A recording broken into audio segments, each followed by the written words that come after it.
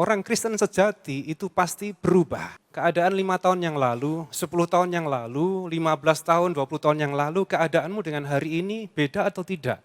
Ataukah justru ada kemunduran? Kristen sejati pasti akan berubah, saudara.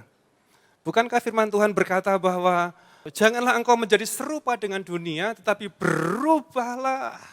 Berubah bukan karena kekuatan kita, tetapi roh yang ada di dalam kita itu yang memampukan saudara dan saya. Ada orang Kristen yang sudah bertahun-tahun bahkan puluhan tahun tidak berubah. Apa kamu pancet aja gak berubah? Iya Pak, aku kan Alkitabiah seperti yang tertulis di dalam Ibrani 13 ayat 8. Yesus Kristus tetap sama kemarin, hari ini sampai selama-lamanya. Saya juga demikian. Mengapa Yesus gak berubah? Karena dia sempurna. Saudara dan saya penuh dengan kekurangan, penuh dengan kelemahan. Harus berubah. Berubah seperti apa? Seperti pastornya? Bukan. Berubah seperti Kristus. Siap enggak? Bisa enggak? Kalau ukuran bisa enggak bisa, semua akan enggak bisa. Kalau berkata mungkin enggak mungkin, semua pasti enggak mungkin. Sudah masuk surga mungkin enggak dengan kekuatan sendiri? Enggak mungkin, tetapi kenyataannya firman Tuhan katakan nama saya, namamu tercatat di surga. Katakan amin. Karena Yesus, demikian juga berubah. Karena Yesus yang memampukan kita. Di dalam Yohanes pasal yang ke-15 ayat yang ke-16. Bukan kamu yang telah memilih aku, melainkan aku yang telah memilih kamu dan aku telah menetapkan kamu untuk pergi dan menghasilkan buah.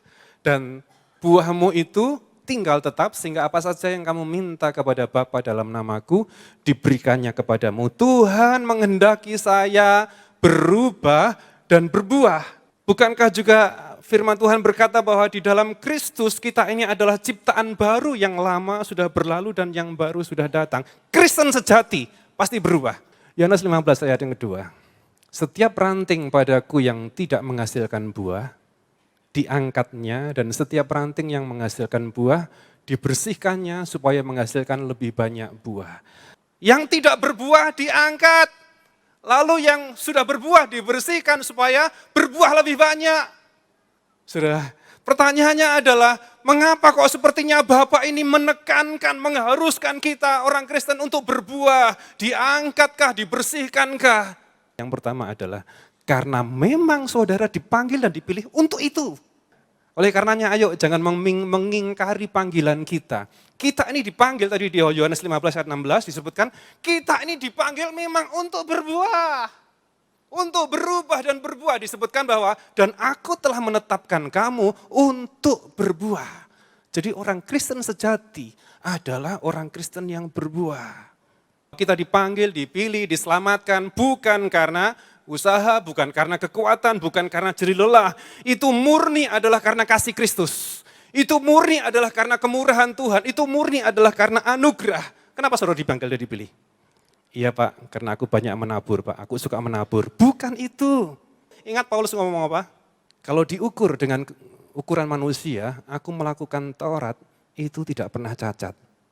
Tetapi dia ngomong begini, apa yang aku anggap itu dulu adalah sebagai keuntungan, sekarang aku anggap sampah. Paulus saja yang dia berkata, aku tidak cacat melakukan Taurat, dia mengerti bahwa kebenaran Taurat menurut ukuran manusia tidak menjamin keselamatan sampai di surga. Tetapi karena pengenalan akan Kristus oleh anugerahnya, percaya namamu tercatat di surga. Sehingga Paulus katakan, aku anggap sampah. Seorang yang dipanggil dan dipilih, dia pasti berbuah. Oleh anugerah kita diselamatkan. Apa sih anugerah itu saudara?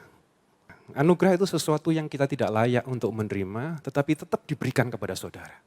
Ketika kita mengerti bahwa kita dipanggil dan dipilih karena anugerah, Tuhan katakan, aku menetapkan kamu untuk berbuah. Banyak orang yang mau begini, aku ya begini, karakterku ya begini, mengapa engkau mau sama aku? Tetapi firman Tuhan katakan, berubahlah, berubah menjadi seperti Kristus. Berubah oleh pembaharuan budimu dan berbuah. Berbuah kebajikan, kita semua sudah tahu bukan? Di Galatia 5 ayat 22-23 tentang buah-buah roh, kasih, sukacita dan lain sebagainya. Kesabaran, kesetiaan suami istri. Setialah kepada pasanganmu. Kita dipanggil dan dipilih untuk berbuat. Sekarang di Matius 5 ayat 16.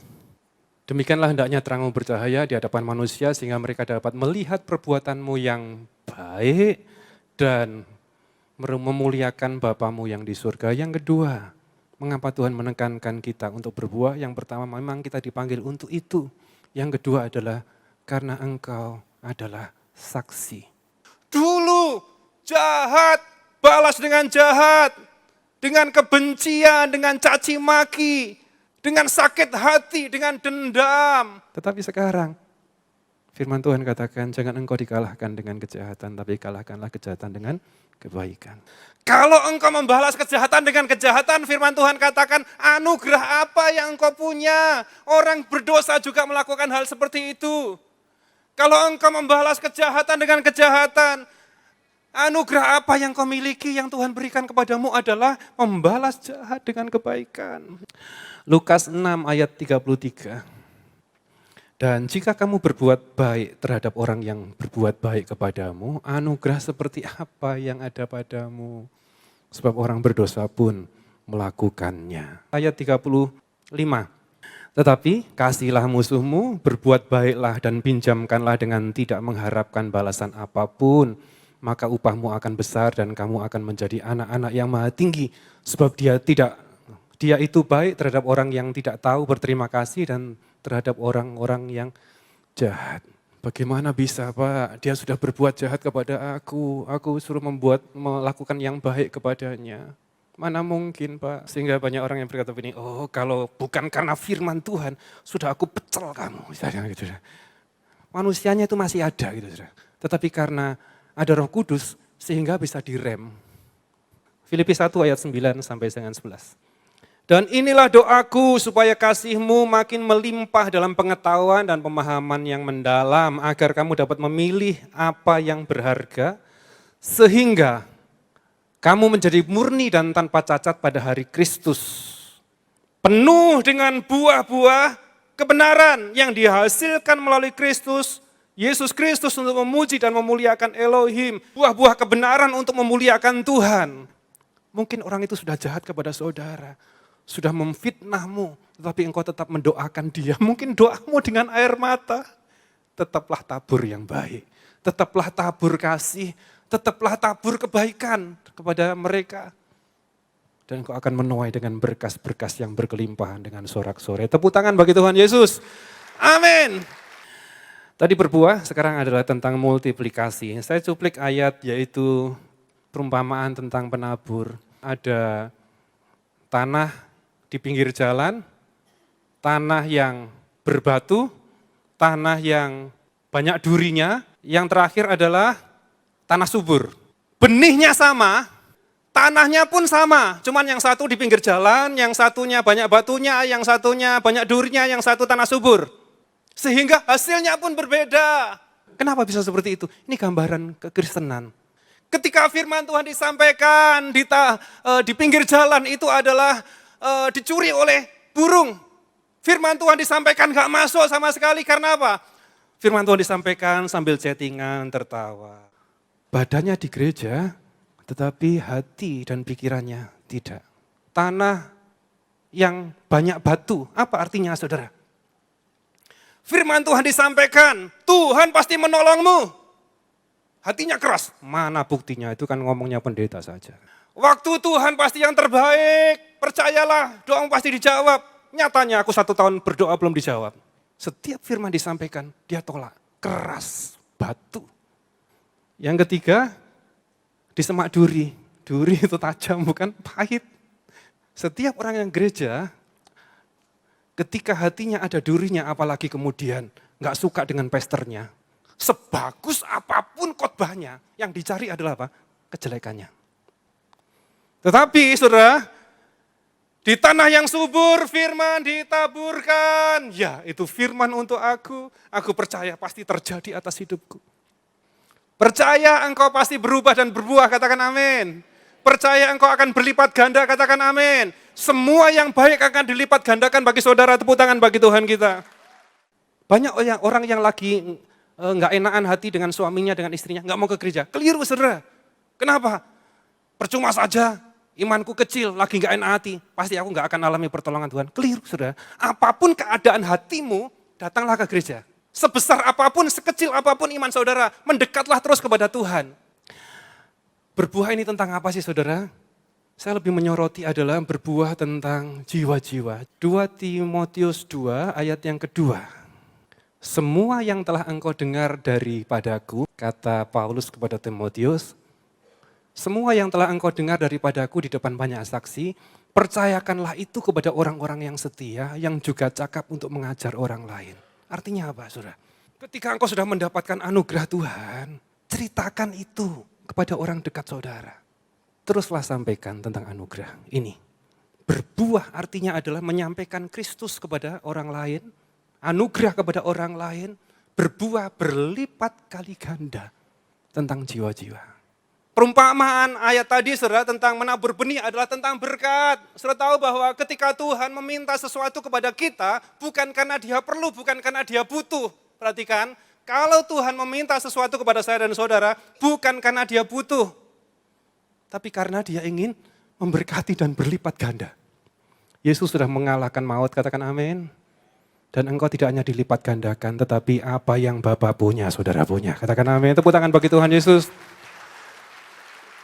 Berubah, berbuah, dan berlipat ganda bagi kemuliaan nama Tuhan. Mari bangkit berdiri bersama. Terima kasih telah menyaksikan kebenaran firman Tuhan hari ini bersama kami. Saudara dapat mendukung pelayanan Pastor Yusak Hadisiswantoro Ministry melalui nomor rekening berikut ini. Tuhan Yesus memberkati.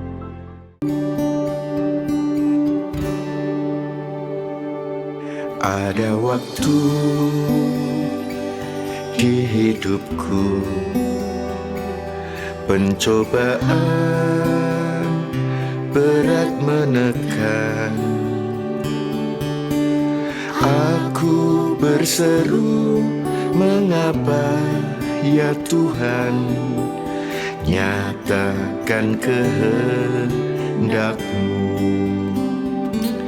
Jalan Tuhan bukan jalanku, jangan bimbang ataupun ragu.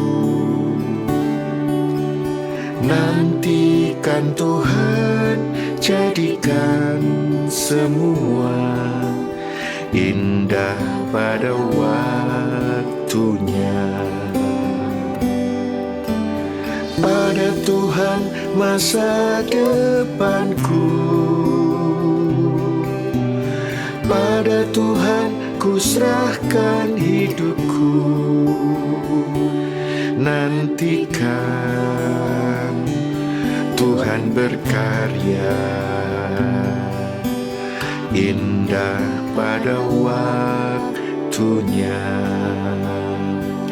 Hari esok tiada ku tahu, namun tetap langkahku maju.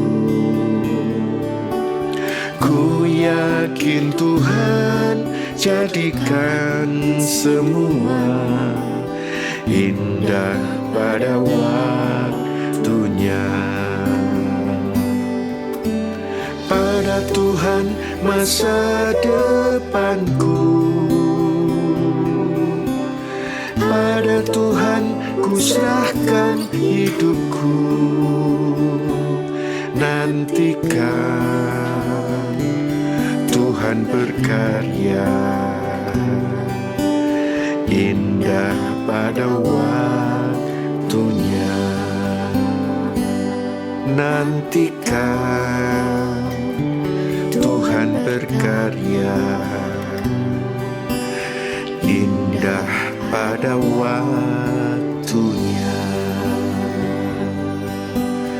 Percaya kuasa-Mu, karya-Mu, Kau buat semua indah pada waktunya. Yesus, kami percaya kepada-Mu. Pencobaan yang terjadi tidak melebihi kekuatan kami, itu biasa dan pasti ada jalan keluarnya.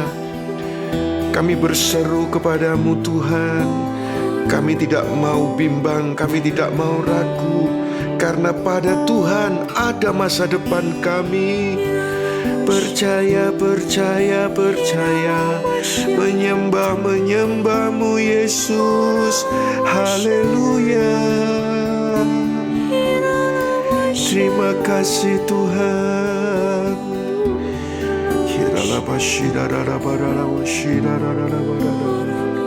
Terima kasih Yesus. Terima kasih Tuhan.